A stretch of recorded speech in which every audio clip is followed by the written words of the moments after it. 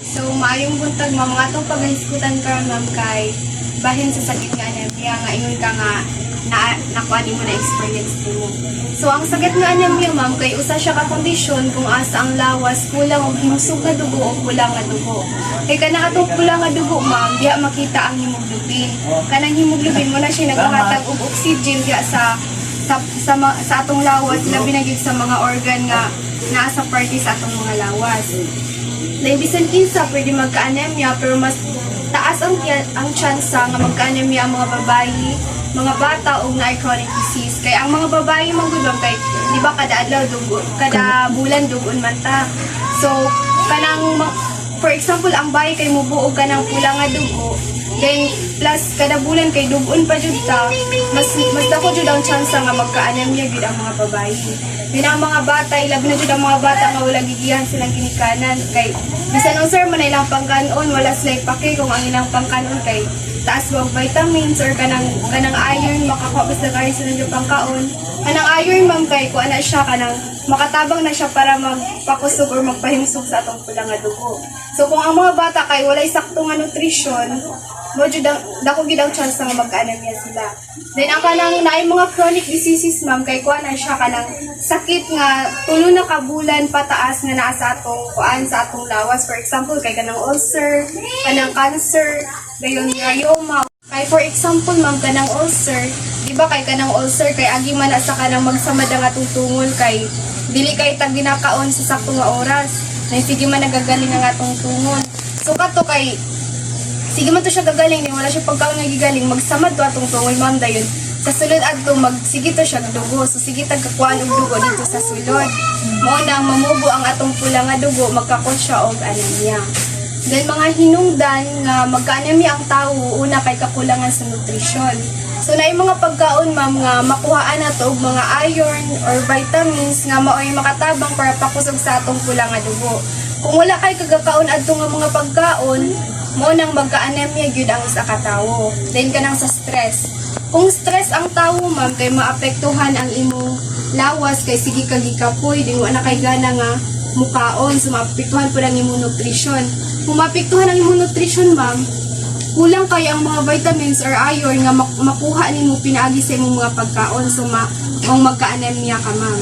Then kanang kuan sunod kay pagkaburos. Kung buros ang isa ka bayi, kung ang isa ka bay nagkinahanglan og kanang oxygen gikan sa pula nga dugo, times 2 nga nagkinahanglan ang baby sa iyang sinapupunan nga nagkinahanglan pud og pula nga dugo kay kanang baby nga naa sa sinapupunan sa mama, diha na siya nakadepende sa pula nga dugo nga makuha niya gikan sa mama kay diha siya nagkuha og oxygen. Kung ang babae kay kulang og kanang pula nga dugo, then plus nga pag baby nga iyang i-share ang iyang pula nga dugo, mas dako ang chance na nga magka-anemia gid ang mama. Dayon infection. Kung naay-infection diya sulod sa imong lawas, pwede na niya nga makuan ka ng iyang gubon ang kanang healthy nga dugo or kanang pula nga dugo diya sulod sa imong lawas, mo nang magka-anemia ang isa ka tawo. Then kanang naay thyroid condition. Kung isa ka tawo ma'am kay naay thyroid condition, maguba tong kanang iyang mga bone marrow. Katong mga unod-unod nga nasunod sa bukog, kato siya may bone marrow din. Katong bone marrow, isa to siya sa naghatag o kanang pula nga dugo diya sa lawas. So kung maguba tong kuan ma'am, katong bone marrow, magkagamay ang kanang production sa dugo nga mahatag sa bone marrow dito sa lawas sa tao, mao magka-anemia ang sa katawo. Then pag inom og medikasyon, kanang medikasyon ma'am kay magkakos na siya og immune hemolytic anemia. Kuan na siya ma'am kanang naay hormone sa medikasyon ma'am nga gubon niya ang kanang pula nga dugo sa tawo nga mo siya hinungdan nga maluya ang pula nga dugo sa tawo, mong magka-anemia ang isa ka tawo. Then kanang sakit sa kasing-kasing. Kung naibigil imong kasing-kasing ma'am kay kanang watong kasing-kasing muna siya magpump og dugo para maghatag siya og kanang himsog nga dugo dito sa mga organ sa atong lawas. Kung naibigil imong kasing-kasing ma'am, dili kay siya makapump og dugo, dili kay siya makahatag og kanang pula nga dugo dito sa kuan sa mga parties sa atong lawas, mong magka-anemia ang usa ka tawo. Dayon kuan kanang kulang sa tulog. Kung kulang ka sa tulog ma'am, mas doble ang stress nga imong makuha. kay sige ra gakapoy ang imong lawas, dayon lutang kay imong huna-huna kay wala kay sakto nga tulog. Then pag sige na siya nimo mga kulang ka sa tulog kay munang mas mudaghan ang puti nga dugo kaysa sa imong nga kulang nga dugo. Munang magkaanem na gid sa katawo. Then kaning family history kay inherited ang anemia ma'am kuan ka nang for example imong mama na siya anemia. Kato nga anemia nga sa kasi mo pwede po to siya mamana or makuha. So magka-anemia po kag-apil. Ano yung family history. Then mga symptoms sa anemia ma'am kay sige kag pagkalipong. Kay kung mubo magud ang dugo, ang pula nga dugo sa sakatawo, gamay ra ang oxygen nga makuha sa iyang mga organ diya siyang kalawasan. Mo nang maka-feel dayon ang tao og sige siya lipong, then dali siya kapuyon, then dali siya maluyan, then magluspad yung mga panit or og dili luspad kay magdiluyan-luyang panit. Then maglisod pud siya og ginhawa kay tungod kay gamay ra ang oxygen sa iyang lawas. Then sigig suka, then dili kay maka-concentrate kay ang iyang utok gamay ra ang oxygen nga makuha diha sa iyang utok mo nang dili kay siya maka-concentrate. Dayon hanap ang mata.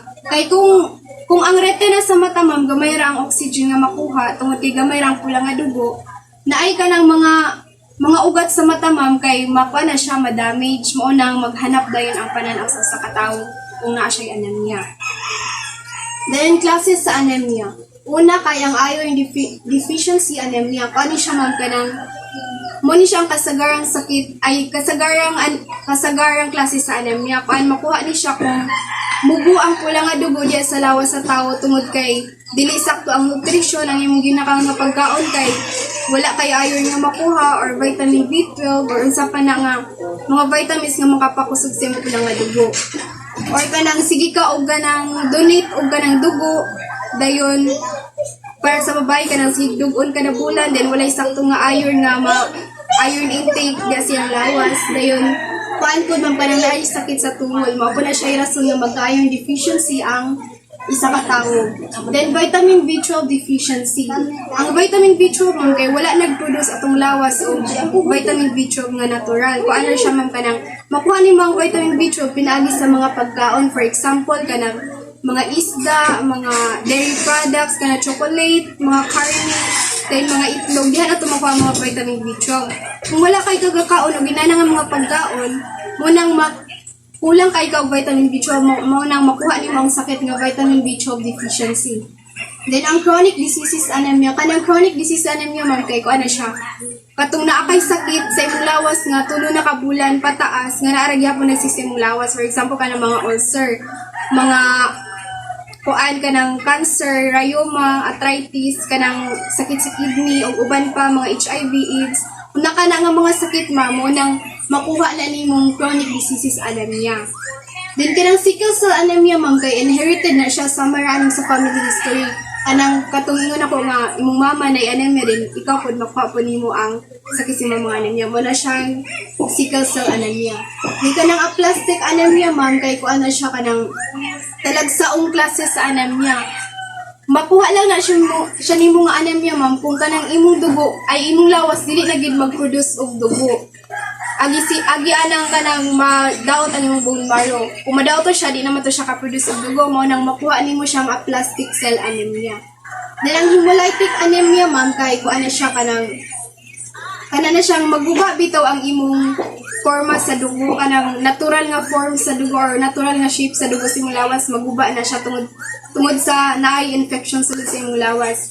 Kung maguba na siya mamubo ang kanang imong hilisog nga dugo. So mauna dayong magka-hemolytic anemia dayon ka ma'am. Dayon ka lang thalassemia anemia ma'am kay kuan na siya. Kanang klase na siya sa anemia nga matambalan siya pinaagi sa folic sulfate kato bitaw paano ka na siyang supplement na siya nga makapatabang siya ma'am nga mahimsog ang imong pula nga dugo sa imong lawas. Dayon ang prevention ma'am or mga pamaagi para malikayan ning anemia ma'am, una-ana kay kaon og taas ng iron. Kaning iron ma'am kay makapadungong na siya sa imong dugo diya sulod sa imong lawas. Then pagkaon nga taas og vitamin B12. Sama sa iron ma'am kaning vitamin B12 importante po ni siya para makapahimsog sa pula ni mga dugo sulod sa imong lawas. Then pagkaon nga taas og vitamin C. Kaning vitamin C ma'am kay makatabang ni siya para ma-absorb or masunok gud sa imong lawas ang kanang iron o vitamin B12 nga imong gina-intake. Dayon dapat sakto kag oras nga tulog. Kay kung dili ka sakto oras nga tulog, mas stress ka, mas mutaas ang imong white blood cell kaysa sa imong pula nga dugo. Then mga tambal nga makatabang para mawala ang sakit nga anemia. Unaan naman kay kaning kalamansi. Kaning kalamansi ma'am kay naani siya itaas nga vitamin C. So kung gatake ka og ganang iron, mas maayo nga imo siyang sabayan og kalamansi kay taas ni siya vitamin C, mas mo-absorb ang iron nga imong ginatake diya sa imong lawas. Kay nagatake man ka og vitamin C nga gikan sa kalamansi.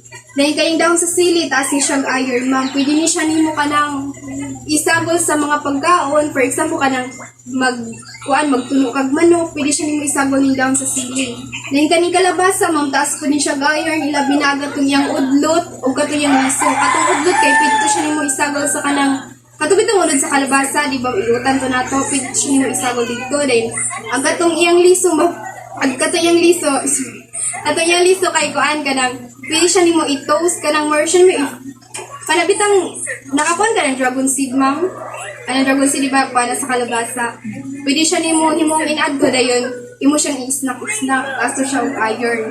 Dayon kanang alugbati man kay pwede na siya nimo kaan kanang lauuyon. Dayon mani, sweet basil or bawing, then petchay, gabi, kamunggay ug udod sa kamote. Kani sila ma'am kay taas ni sila og iron nga maayo gid para sa mga anemic nga mga tawo nga makatabang gid sila para pahimsog sa ilang mga dugo. Dayon komplikasyon. Kung naa kay anemia ma'am kay makabati kag sobra ka kapoy. Kung sobraan kay kakakapoy, maapektuhan na imong pang adlaw-adlaw nga kuan ka ng panginabuhi kay wala kay gana iliho. Dayon sunod komplikasyon sa pagburos. Kung anemic ang usa ka babae nga nagburos, pwede siya maghinungdan nga makakuan siya og premature birth. Kanang wala pa bitabulan dahil mga anak na siya. Muna hinungdan nga kuan kanang pag anemia ang kanang isa ka mga nagburos. Dahil komplikasyon sa kasing-kasing. Kung na kay anemia, maglisod ka og ginhawa, dayon dili normal ang imong heartbeat tungod kay gamay ra ang oxygen sa imong lawas. Din ka nang kamatayon. Kung na kay anemia, din dili siya mo dali-dali matambalan. Then nilala na imong anemia, munang mag-kuan gid siya mag-cause gid siya kung kanang kamatayon sa usa ka tawo. So maora to ma'am, dahil salamat. Hinaot nga dahil na kay nakuha sa akong story.